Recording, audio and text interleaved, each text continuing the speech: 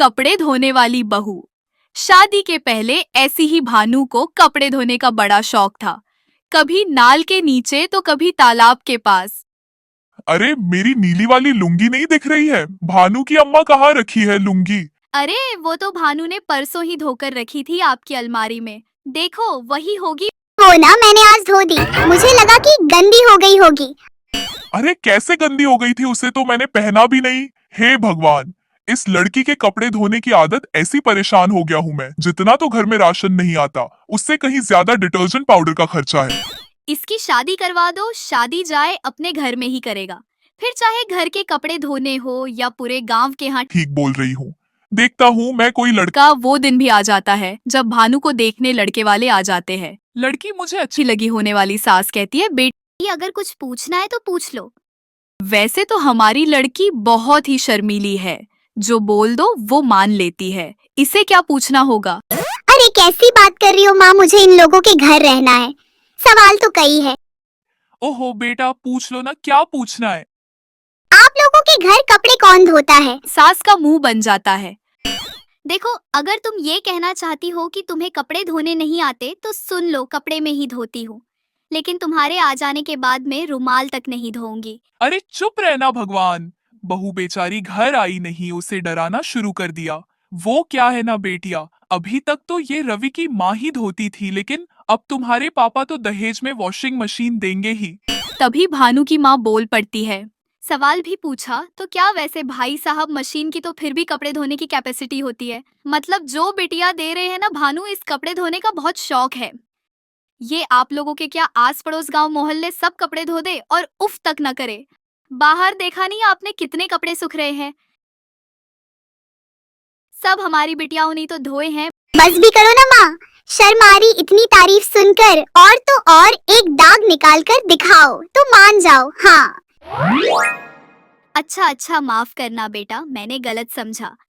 हमें तो रिश्ता बहुत पसंद है। और ऐसे जुड़ जाता है रिश्ता। कपड़े धोने का शौक रखने वाली भानु का उसकी शादी हो जाती है। कोयला फैक्ट्री में काम करने वाले रवि के साथ शादी के बाद अचानक भानु चिल्लाती हुई सास के पास आती है।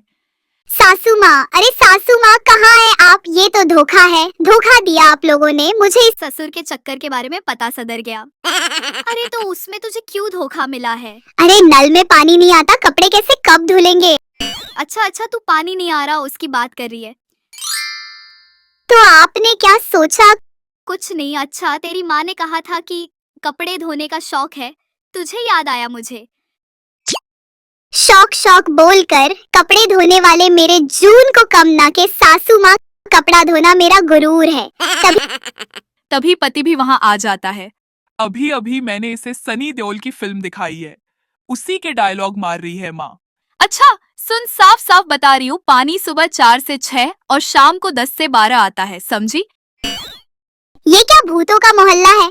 सुबह 4 बजे उठकर कौन कपड़े धोता है? 4 बजे टंकी में पानी जाता है, फिर सारा दिन धोना ना। किसने मना किया? अरे कैसी बात कर रही है? 200 लीटर की टंकी में कितने कपड़े धो लूंगी मैं, सुबह ही उठ जाऊंगी मैं। अब क्या था, भानु सुबह 4 से लेकर रात के 12 बजे तक कपड़े ही धोती रहती है। एक रोज सास पड़ोस से निकाल कर कहीं जा रही होती है कि साथ वाली कहती है, हाँ रवि की माँ, जरा ये बताओ कि 2 साड़ी है, 2 ब्लाउज और 1 पेटकोट और 1 नाड़े वाला लंबा कच्चा। हाँ तो अरे तो क्या कितना लोगी धुलाई, ये बताओ। धोबन दिख रहे हैं हम क्या? हमारे पति सरकारी नौकरी ऐसी अभी अभी रिटायर हुए हैं और बेटा सुपरवाइजर है कोयला फैक्ट्री में।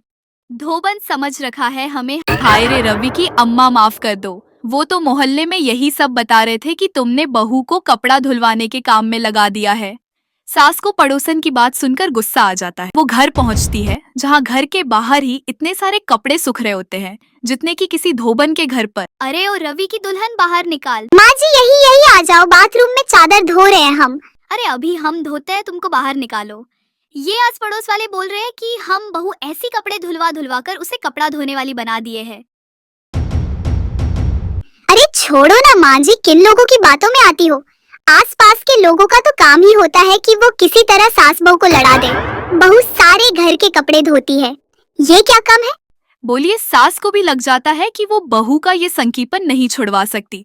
इससे अच्छा है कि खुद ही चुप हो जाए। एक रोज सास और बहू मंदिर जाते हैं जहाँ सास की साड़ी वहाँ खड़ी भीख मांगने वाली ऐसी मिलती है। माँ जी क्या बात है, आपकी साड़ी उस भिखारन ऐसी कितनी मिल रही है ना। हाँ हाँ देखो तो दोनों की साड़ी मिल रही है। क्या बात है रवि की अम्मा, तुम खुद को तो अफसर की बीवी बताती हो और ऐसी सिंपल सी प्लेन साड़ी पहनकर घूमती हो। सिंपल और प्लेन नहीं है ये साड़ी। तू क्या सोने के धागे से फूल बने हैं? कुछ भी सासू माँ, कुछ भी। हाँ बने थे। इस साड़ी में सोने के धागे से फूल मेरे पति लेकर आए थे मद्रास से, स्पेशली मेरे लिए 10,000 की है भाई साहब। इस बिखन के लिए भी सेम साड़ी लेकर आए होंगे 10,000 की।